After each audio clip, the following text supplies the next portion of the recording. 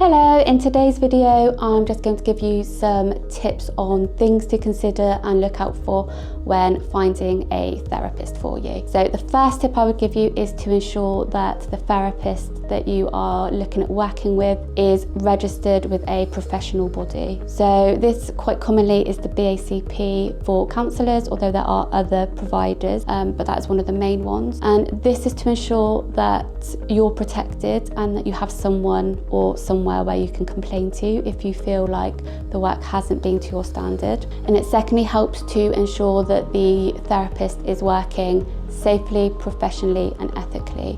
So they will have a set of standards and guidelines that they work within to ensure that they're working in that way. So it's not there just to protect them as a therapist, but to protect you too. The second point I would make is to make sure that they are insured to work with members of the public. The third thing would be to ensure that they are having regular supervision. And again, these are all things that you can be asking your therapist. Part of being registered with a professional body would mean that they should be having regular supervision. This would usually be once a month with a trained supervisor. And again, it's just to make sure that they're looking after themselves and bringing any client issues to the surface so that again, they're working the best way for you.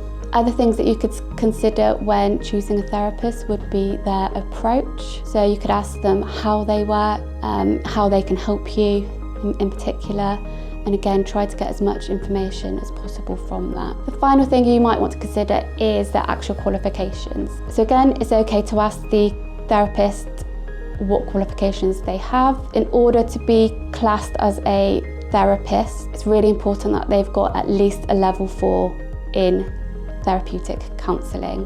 This ensures that they've had regular practice experience and being classed as competent and safe to actually work with people. I hope you found some of this information useful, and again, remember that a therapist who's meeting all of those standards would be happy to discuss it with you.